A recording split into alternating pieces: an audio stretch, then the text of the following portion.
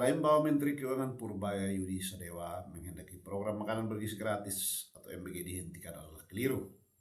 Mewakili pemerintah, Purbaya menegaskan bahwa program MBG tetap menjadi prioritas nasional dan tidak akan dihentikan.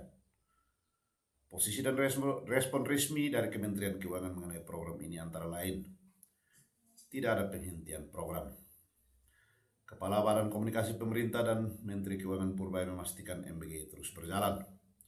Fokus pemerintah saat ini adalah evaluasi dan perbaikan tata kelola untuk mencegah celah korupsi. Sementara berkaitan dengan efisiensi anggaran, Menteri Keuangan menyetujui pemangkasan atau efisiensi anggaran program makanan bergizi gratis yang sangat besar. Anggaran yang sebelumnya direncanakan mencapai 330 triliun rupiah telah dipangkas hingga kisaran 270 triliun rupiah. Bahkan terus dilakukan penyisiran agar lebih tepat sasaran. Tanggapan terhadap DPD ketika Dewan Perwakilan Perwakilan Daerah atau DPD mendesak agar MBG dihentikan dan dananya dialihkan untuk prioritas daerah seperti penanganan pasca bencana di sejumlah wilayah Indonesia. Purbaya menegaskan bahwa persoalannya bukan pada programnya, melainkan pada tata kelola dan pelaksanaannya yang harus diperbaiki. Menteri Keuangan Purbaya Yudi Sadewa mengakui pelaksanaan program makanan bergizi gratis atau MBG pada tahap awal masih menghadapi sejumlah tantangan, terutama terkait kesiapan rantai pasok, distribusi pangan, dan kapasitas logistik di berbagai daerah. Purbaya mengatakan pemerintah juga menyadari pelaksanaan program prioritas tersebut tidak lepas dari berbagai kendala di lapangan, khususnya di wilayah terdepan, terluar, dan tertinggal atau 3T.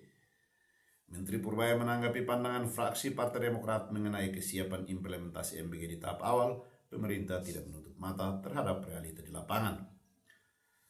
Tantangan awal dalam mengeksekusi program ini bertumpu pada kesiapan rantai pasok, jalur distribusi pangan, dan kapasitas logistik, terutama di wilayah terdepan, terluar, dan tertinggal. Hal ini disampaikan Purbaya sebagai tanggapan pemerintah atas pandangan fraksi-fraksi DPR terhadap rancangan undang-undang pertanggungjawaban pelaksanaan APBN tahun 2025 dalam rapat paripurna DPR pada 14 Juli 2026 pekan lalu. Sebagai langkah mengatasi persoalan tersebut, Purbaya juga menjelaskan pemerintah mendorong Satuan Pelayanan Pemenuhan Gizi atau SPPG untuk memperkuat rantai pasok pangan melalui pemberdayaan pelaku ekonomi lokal.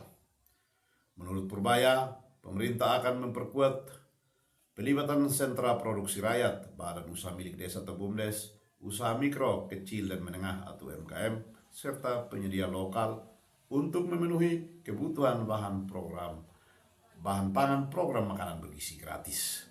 Itulah informasi yang dapat kami sampaikan berkaitan dengan isu yang saat ini hangat berkaitan dengan MBG yang menuai kontroversial di wilayah Indonesia. Saksikan terus channel Berkas Jurnalis, kami akan senantiasa hadir dengan informasi-informasi terbaru dan terkini ke ruang saudara. Salam hormat.